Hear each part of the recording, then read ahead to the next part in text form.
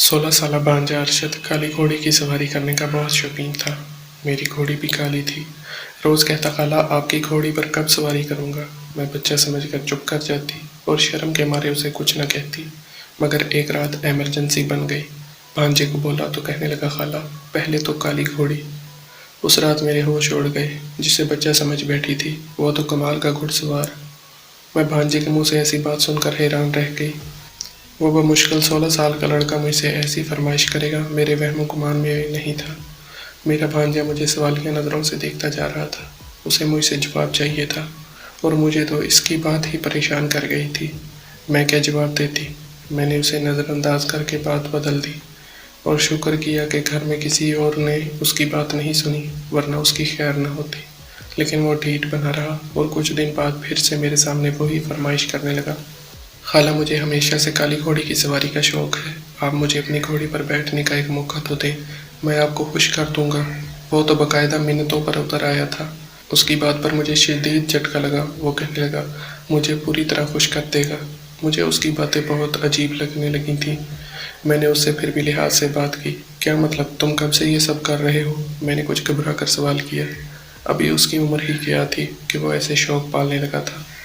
मैं जानती थी घर वालों में से किसी को भी भनक पड़ जाती तो क़यामत ही बर्पा हो जाती। कोई भी इसके शौक़ से वाकिफ़ नहीं था, क्योंकि सब अभी तक उसे बच्चा समझते थे और लाड प्यार से रखते थे।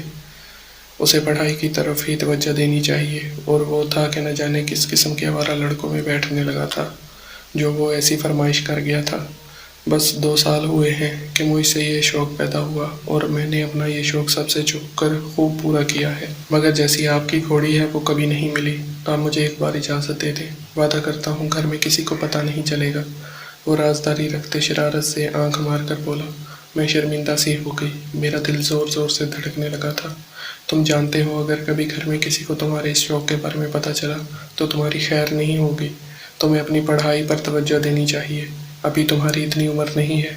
मैंने उसे बड़े प्यार और मोहब्बत से समझाना चाहा। उसके खालू बहुत सख्त मिजाज आदमी थे। अगर उन्हें अंदाज़ा हो जाता कि उनका रज़ाई बेटा पढ़ाई छोड़कर इन कामों में लगा हुआ है तो वो उस पर हाथ उठाने से भी गुरेज न करते। मेरी फ़िक्र पर वो लापरवाही से कंधे उचका गया। कहने लगा, अब आप मुझे ज़बरदस्ती पर उकसा रही हैं खाला। मेरा भी वादा है आपसे, आपकी काली घोड़ी पर मैं एक दफ़ा लाजमी बैठूँगा और वो सब करके दिखाऊंगा कि आप भी हैरान रह जाएंगी। आप मुझे बच्चा ना समझें। मुझे तो लगा था कि आप मेरा साथ देंगी, किसी को पता नहीं जाएगा, बस एक बार की बात है। लेकिन आपने तो मेरी बात का मान तक नहीं रखा। उसने मुझसे दरख्वास्त की तो उसकी ज़िद पर मैं मज़ीद परेशानी में मुब्तला होने लगी। ये शौक़ फिर एक बार ख़त्म नहीं होगा।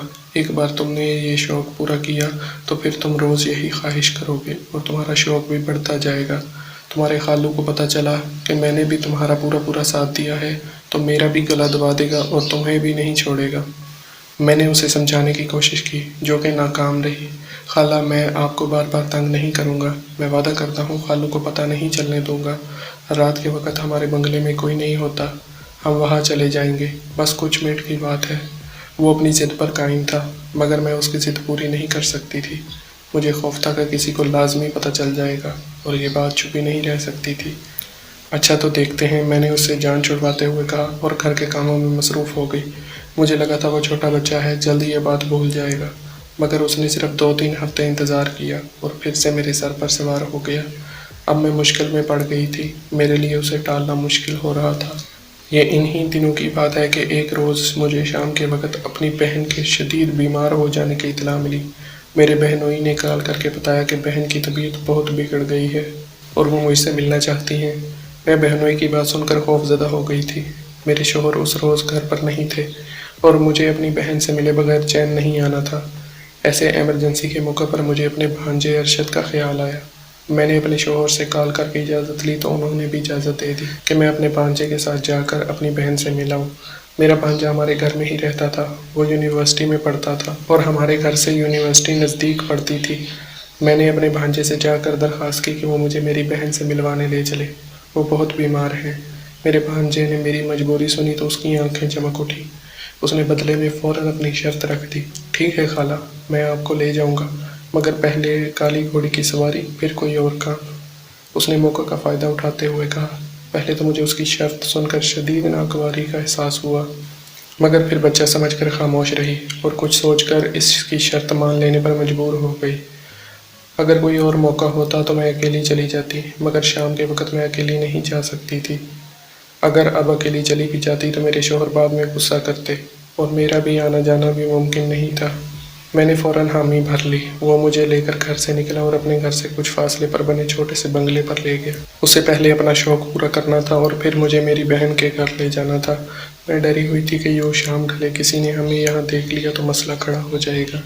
میرا بھانجا ارشد آج بہت پرجوش تھا۔ اس رات اپنے بھانجے کی تیز رفتاری دیکھ کر میرے تو ہوش اڑ گئے۔ جسے میں بچہ سمجھتی رہی اس نے تو میری آنکھیں کھول دی تھی۔ میری جب شادی ہوئی تو میرا وہ بھانجا اپنے گھر رہتا تھا، لیکن تب وہ 10ویں پڑھتا تھا اور اب تو وہ یونیورسٹی میں تھا۔ وہ بہن کا بہت پیارا بیٹا تھا، اس لیے ہر وقت خاص احتیاط اور پرواہ کی جاتی تھی۔ میرے شوہر اور ان کے بڑے بھائی میرے چھوٹے بھانجے کو ہر کام سے دور رکھتے اور صرف انگریزی تعلیم پڑھا رہے تھے تاکہ وہ بڑے والا ڈاکٹر بن سکے۔ مجھے تو وہ صرف ایک ڈرپوک شرمیلا سا بچہ لگتا تھا۔ شروع میں تو وہ میرے سامنے آنے سے بھی جھجک جاتا تھا۔ اس کی شرم کو دیکھتے ہوئے مجھے ہنسی آتی تھی اور وہ مجھے مزید بھولا بھالا لگنے لگا تھا، مگر جب اس کی مجھ سے جھجک اتری اور کچھ دوستی ہوئی تو اس کی باتیں مجھے حیران کر گئیں۔ اس کے سب شوق اور کام بڑوں والے تھے، پڑھائی سے زیادہ اس کی توجہ دوسرے کاموں میں تھی۔ اتنی سی عمر سے ہی وہ خاندان کی لڑکیوں کے سامنے ہر وقت شیخیاں بگاڑتا رہتا تھا۔ وہ پیارا بھی تھا، اس لیے سب سے توجہ پا کر نخرے میں رہتا۔ کیونکہ ہمارا دیسی ماحول تھا تو میری نظر میں اس کی عمر ان باتوں کے لیے بہت چھوٹی تھی۔ اس عمر میں ہی اس کا لڑکیوں کے سامنے پن سنور کر رہنا اور لڑکیوں کا اسے پسندیدگی کی نگاہ سے دیکھنا مجھے عجیب لگتا تھا۔ پھر مجھے کسی سناتا کہ دیکھ لیں آپ کے بھانجے کو اب اسے لڑکیاں لائن کرواتی ہیں۔ وہ اپنے کالر کھڑے کر کے اتراتے ہوئے کہتا تھا۔ میری شادی بڑی بہن کے بعد میں ہوئی تھی۔ جب میری شادی ہوئی تو گھر میں بس شوہر اور ایک بھابھی ہی تھی، لیکن بعد میں وہ کہیں اور شفٹ ہو گئے تھے۔ ابھی چند ماہ ہوئے تھے کہ میرا بھانجا ہمارے گھر میں رہنے کے لیے آ گیا تھا۔ میرا میاں کافی سخت مزاج تھا۔ جب تک میرا میاں گھر پر ہوتا میرے ساتھ ساتھ میرے بھانجے کا بھی سانس رکا رہتا۔ جیسے ہی وہ ڈیوٹی پر جاتا بھانجا ارشد میرے سر پر سوار ہو جاتا۔ ایک روز اس نے مجھ سے نہایت عجیب فرمائش کر دی۔ وہ بولا کہ وہ کالی گھوڑی کی سواری کا بہت زیادہ شوقین ہے۔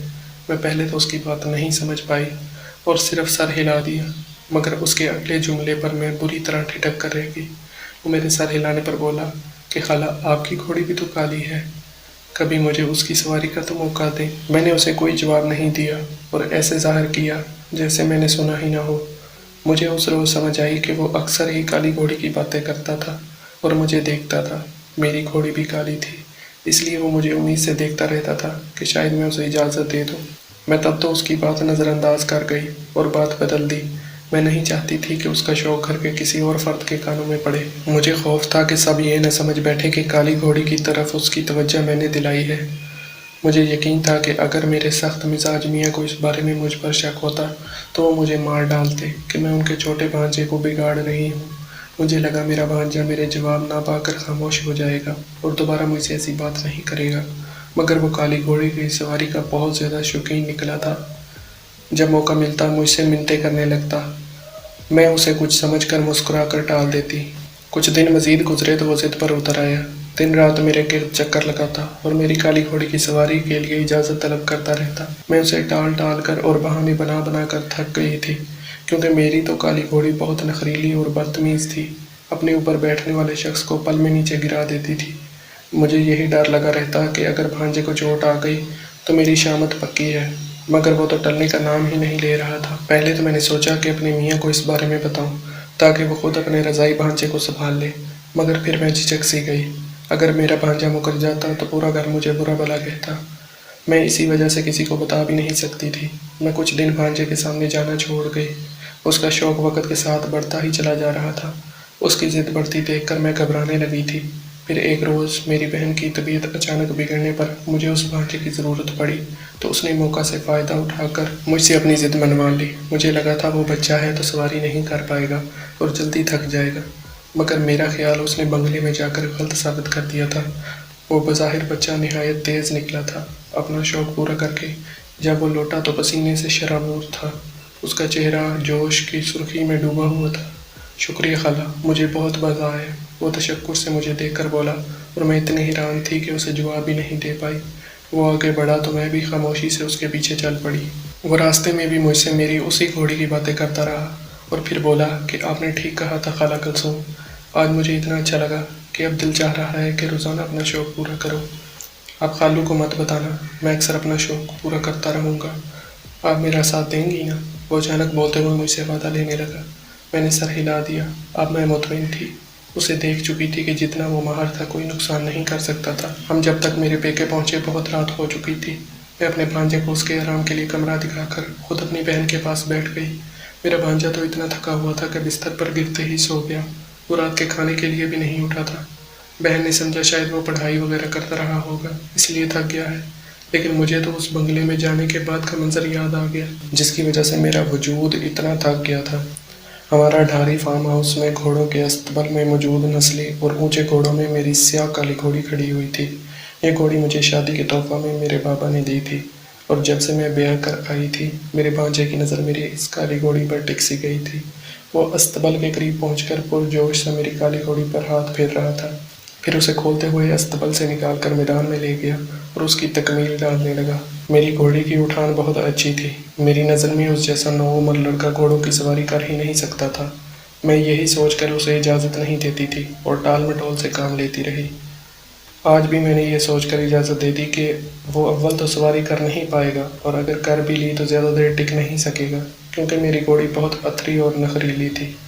वो कम ही किसी को अपनी सवारी करने देती थी, मगर मेरे भांजे ने निहायत महारत से उस पर सवार होकर उसे संभाल लिया था, और किसी माहिर घुड़सवार की तरह वो उसकी सवारी के लिए उसे मैदान में गोल गोल चक्कर काटता घोड़ी को भगाकर धूल उड़ा रहा था। मैं हैरत ज़दा सी उसे देख रही थी। मुझे यकीन नहीं आ रहा था वो इतना छोटा बच्चा इतना अच्छा घुड़सवार था। वैसे तो ये हमारा ख़ानदानी शौक़ था और मेरे सब बहन भाई घुड़सवारी में माहिर थे।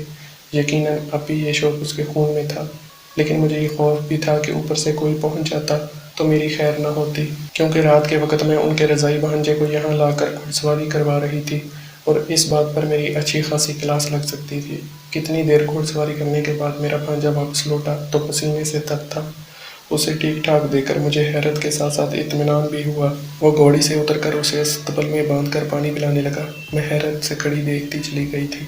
मेरी बहन की तबीयत पहले से काफ़ी संभल गई थी। अगले ही रोज़ हम घर वापस चले आए, मगर अब भी मेरा भांजा अक्सर मुझे बताकर रात को बंगले चला जाता है और छुप कर काली घोड़ी की सवारी का शौक़ पूरा करता है। मेरी घोड़ी भी अब उसे पहचानने लगी थी। मैंने अपने भांजे के इस शौक़ का राज रख लिया था। जब वो जवान होता तो वैसे उसे इजाज़त मिल ही जानी थी। कभी कभी हम बच्चा समझकर बच्चों की ख्वाहिशात को दबाने की कोशिश करते हैं, हालांकि अगर हम उन्हें एक दफ़ा इजाज़त दे दें तो वो बड़ों से भी ज़्यादा होशियार और चालाक निकलते हैं, क्योंकि इस उम्र में सवारी करने का हर बंदा शौकीन होता है। जब उन्हें मौका मिल जाता है तो रेस ख़त्म होने तक घोड़े की सवारी जारी रखते हैं। उम्मीद करते हैं कि दोस्तों आपको आज की कहानी पसंद आई होगी। वीडियो पसंद आई है तो लाइक करें, चैनल को सब्सक्राइब करें। शुक्रिया।